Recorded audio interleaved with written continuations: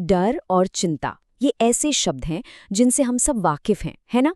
आज हम इसी को एक बिल्कुल नए नजरिए से देखने वाले हैं।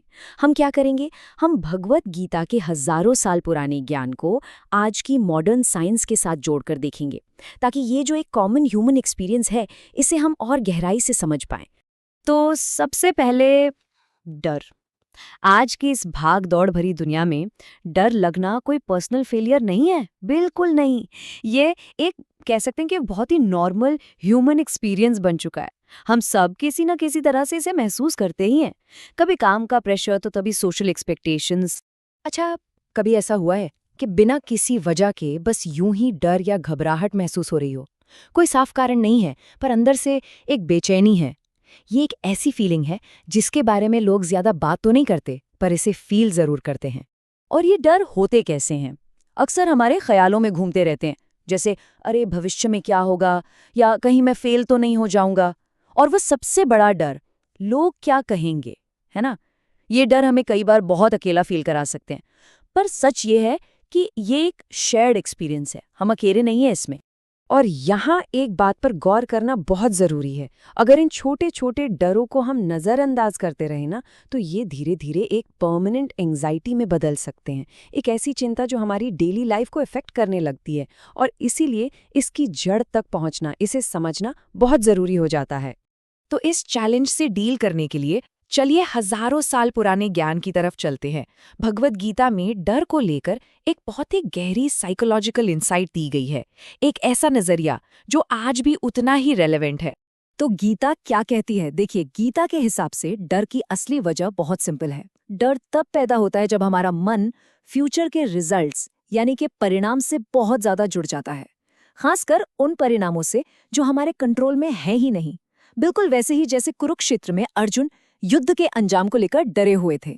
तो फिर सल्यूशन क्या है? गीता कहती है कि अपना ध्यान रिजल्ट से हटाकर अपने काम पर, अपने कर्म पर लगाओ। एक माली की तरह सोचिए, वो पौधे की देखभाल पर फोकस करता है, ना कि सिर्फ इस चिंता में रहता है कि फल कब और कैसा लगेगा। जब हम पूरी तरह से अपने काम में लग जाते हैं तो मन अपने आप शांत और फियरलेस हो जाता है। ये तो बात हुई एंशिएंट विजडम की। अब जो चीज़ है वो और भी फैसिनेटिंग है। देखते हैं कि आज की मॉडर्न साइकाइट्री डर को कैसे एक्सप्लेन करती है। और सबसे मजेदार बात यह है कि ये गीता के हजारों साल पुरानी टीचिंग से कैसे मिलती जुलती है। देखिए, हमारे ब्रेन में ना एक नेचुरल थ्रेट रिस्पॉन्स सिस्टम होता है। इसे आप एक अलार्म सिस्टम की तरह समझ सकते हैं। हमारे दिमाग का एक छोटा सा हिस्सा है जिसे एमिगडाला कहते हैं। जैसे ही इसे किसी खतरे का अंदाजा होता है, ये एक्टिव हो जाता है। और मजे की बात यह है कि इसे फर्क नहीं पड़ता कि खतरा असली है या बस हमारे मन की कल्पना। और जब ये सिस्टम एक्टिव होता है तो क्या होता है? हमें वो फाइट और फ्लाइट वाली फीलिंग आती है। दिल तेजी से धड़कने लगता है, बेचैनी होने लगती है, या फिर हम लगातार चिंता में डूब जाते हैं। ये असल में हमारे शरीर का एक नेचुरल डिफेंस मैकेनिज्म है। और यहीं पर ये दोनों नजरिए आकर मिल जाते हैं। सोचिए, गीता कहती है कि डर भविष्य के रिजल्ट से जुड़ा है, और मॉडर्न साइंस क्या कह रही है कि हमारा थ्रेट रिस्पॉन्स सिस्टम भी तो फ्यूचर के पॉसिबल डेंजर्स पर ही फोकस करता है ना? कमाल की बात। दो बिल्कुल अलग रास्ते, लेकिन पहुंच एक ही मंजिल पर रहे हैं। तो ठीक है, हमने ये तो समझ लिया कि डर काम कैसे करता है।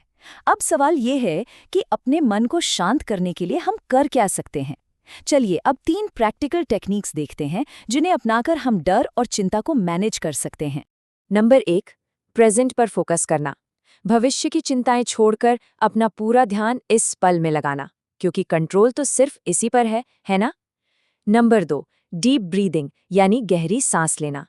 जब हम धीमी गहरी सांसें लेते हैं तो हमारे शरीर को सिग्नल मिलता है कि सब ठीक है, हम सेफ हैं। इससे हमारा नर्वस सिस्टम तुरंत शांत होता है। और नंबर 3, अपने डर को चैलेंज करना। जो भी डरावना ख्याल मन में आए, उसकी सच्चाई पर सवाल उठाना। बस अपने आप से एक सवाल पूछना, और ये बहुत पावरफुल हो सकता है। क्या ये डर सच में रियल है या ये बस मेरे मन की एक कहानी है? ये एक छोटा सा सवाल हमें एक नया पर्सपेक्टिव दे सकता है। तो आखिर में बात किस पर आती है? हमारा गोल डर को पूरी तरह से मिटाना नहीं है, वो शायद पॉसिबल भी ना हो। असली गोल है अपने मन पर मास्टरी हासिल करना, ताकि डर हम पर कंट्रोल ना कर सके, बल्कि हम डर को कंट्रोल करें। एक बात हमेशा याद रखनी होगी, डर ज्यादातर रियलिटी नहीं बल्कि हमारे मन की ही एक उपज होता है।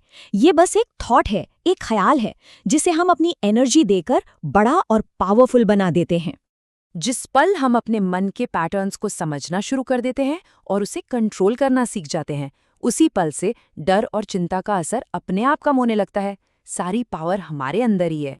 तो अब आखिरी सवाल, आज ऐसा कौन सा एक डर है जिसका सामना करने का फैसला किया जाएगा? क्योंकि याद रखिए, कोई भी बदलाव हमेशा पहले कदम से ही शुरू होता है।